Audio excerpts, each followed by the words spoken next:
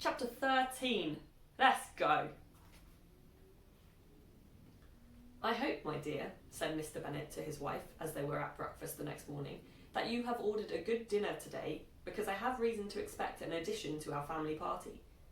Who do you mean, my dear? I know of nobody that is coming, I am sure, unless Charlotte Lucas should happen to call in, and I hope my dinners are good enough for her. I do not believe she often sees such at home. The person of whom I speak is a gentleman and a stranger. Mrs. Bennet's eyes sparkled. A gentleman and a stranger? It is Mr. Bingley, I am sure.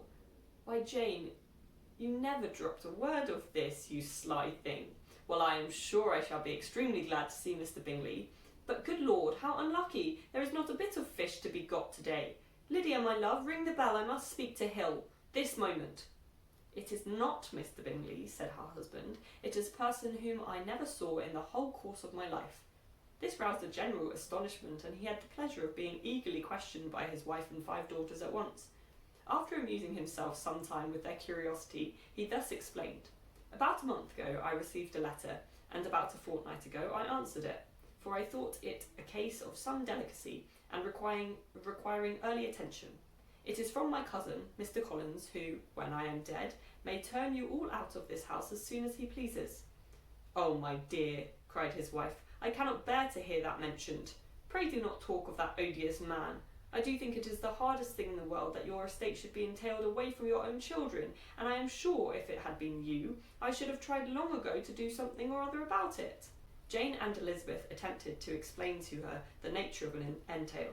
They had often attempted it before, but it was a subject on which Mrs. Bennet was beyond the reach of reason, and she continued to rail bitterly against the cruelty of settling an estate away from a family of 5 daughters in favour of a man whom nobody cared anything about.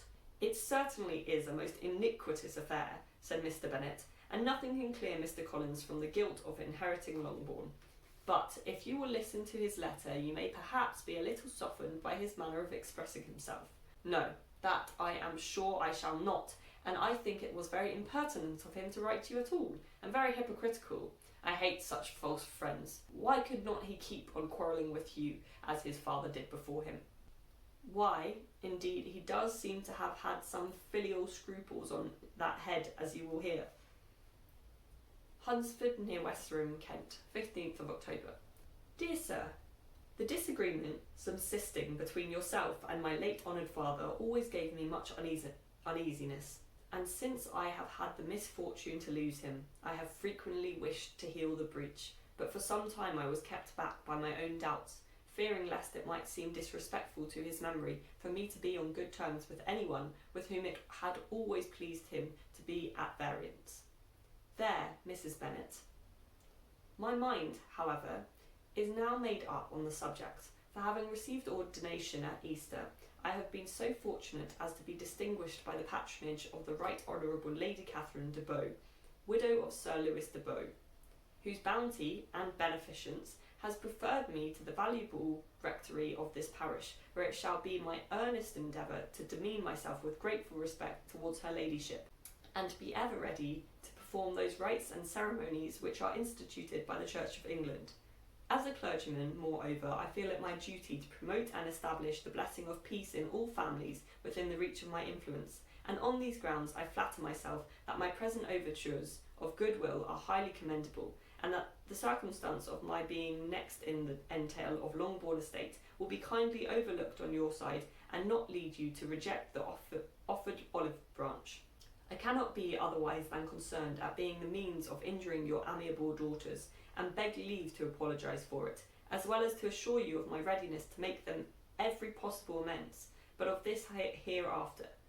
If you should have no objection to receive me into your house, I propose myself the satisfaction of waiting on you and your family, Monday, November the 18th, by 4 o'clock, and shall probably trespass on your hospitality till the Saturday se'nnight following, which I can do without any inconvenience, as Lady Catherine is far from objecting to my occasional absence on a Sunday, provided that some other clergyman is engaged to do the duty of the day.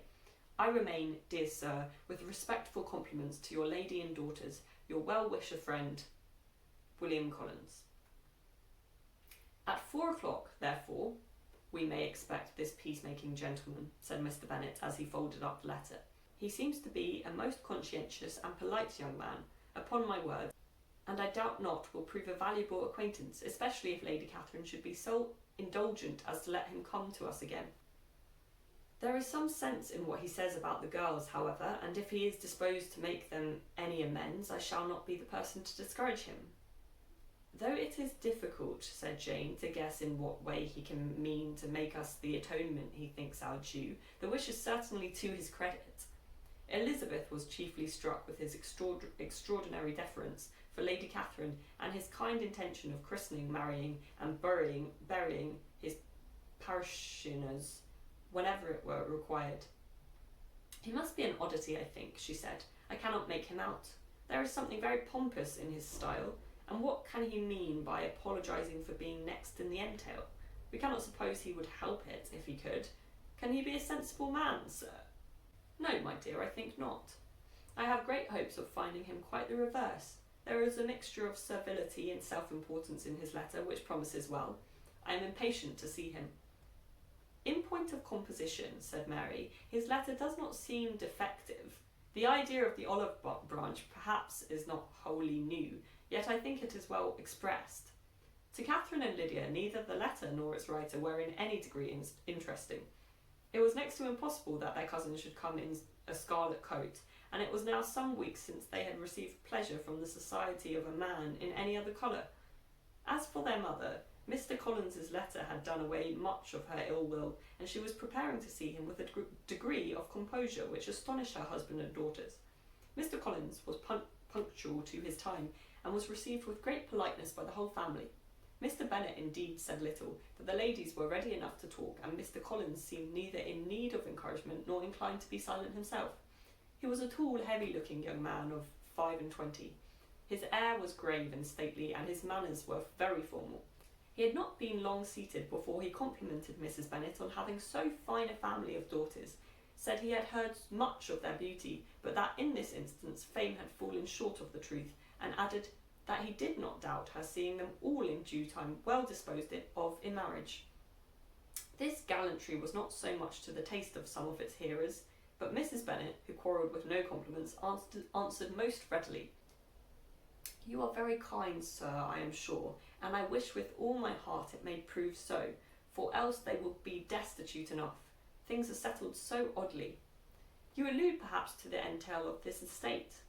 Ah, sir, I do indeed. It is a grievous affair to my poor girls, you must confess. Not that I mean to find fault with you, for such things I know are all chance in this world. There is no knowing how estates will go when once they come to be entailed. I am very sensible, madame, of the hardship to my fair cousins, and could say much on the subject, but that I am cautious of appearing forward and precipitate. But I can assure the young ladies that I come prepared to admire them. At present I will not say more, but perhaps when we are better acquainted. He was interrupted by a summons to dinner, and the girls smiled on each other. They were not the only objects of Mr. Collins's admiration. The hall, the dining room, and all its furniture were examined and praised, and his commendation of everything would have touched Mrs. Bennet's heart, but for the mortifying supposition of his viewing it all as his own future property.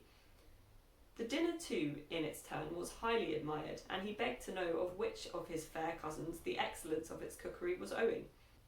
But here he was set right by Mrs. Bennet, who assured him with some asperity that they were very well able to keep a good cook, and that her daughters had nothing to do in the kitchen. He begged pardon for having displeased her. In a softened tone she declared herself not at all offended, but he continued to apologise for about a quarter of an hour. That's the end of chapter 13. Come back for chapter 14.